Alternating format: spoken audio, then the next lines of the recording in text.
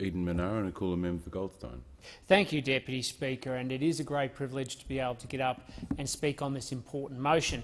And to pick up where the previous speaker began, to highlight the importance of the messages that we send and the signals we send, not just to our allies but to the general community, about how the enduring and important relationship between Australia and the United States not just provides the bedrock of our security in the region, but also how it plays an important part in bringing together countries of like mind and like aspiration now and into the future.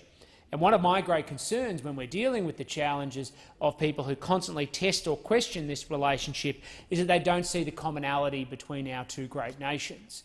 When you think about Australia and the United States, it is very few of countries that share the same degree of heritage, where the influence has been an extremely positive one, but also has helped shape the foundations of our democracy itself.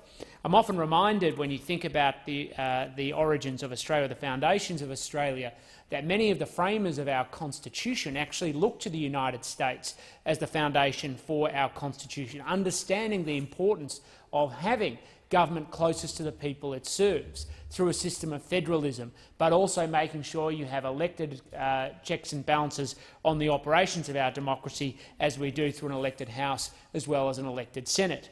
And each one of those principles is very important in shaping Australia as it is as a liberal democracy, because together we stand for the rule of law.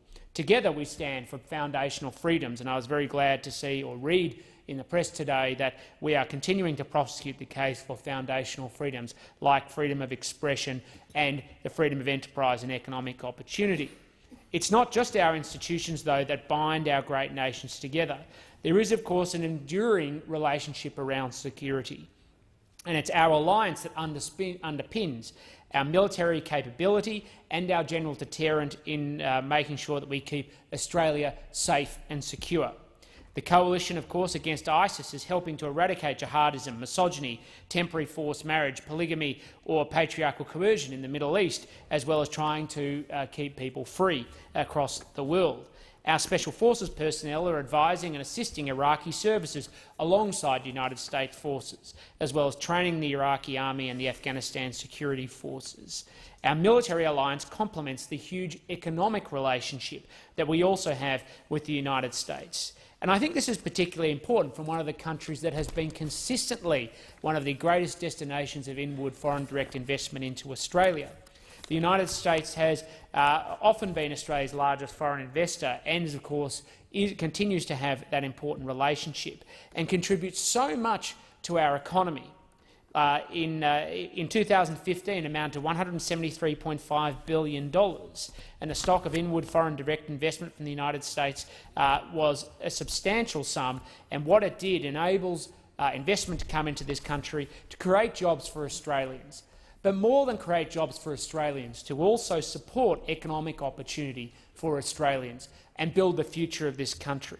If anybody wants to be under any illusion about the human consequences of what happens when we don't have foreign direct investment, they just need to look around the world where that opportunity is denied. The United States plays an incredibly important role in not just protecting our security, but in helping to build its future. And that's the critical point, Deputy Speaker. While we have other political parties around this nation, such as the Greens, going out and questioning the enduring role of our relationship with the United States, they're not just criticising or undermining our national security. They're also undermining the opportunity to build this country's future, because we need the enduring economic relationship that we have with the United States. And while we witness different political parties, activist groups, including the Greens, take regular stock and critique the Trump administration to advance their long-held beliefs that the alliance should be scrapped, and that has been a long-held belief, they ignore the human reality and the consequences of doing so in pandering to their ideological pursuits. And the danger of these views is both economic and strategic, not just for our nation, but for every citizen. When we look around the world, we know full well that we operate in a region and exist in a region where there are differences of opinion, where strategic alliances are being redrawn, and we are going to face continued challenges into the future. If we are not economically strong and we are not security strong with the support and the assistance of the United States, we as a country will be more vulnerable into the future. Thank you. Thank you, member for Goldstein.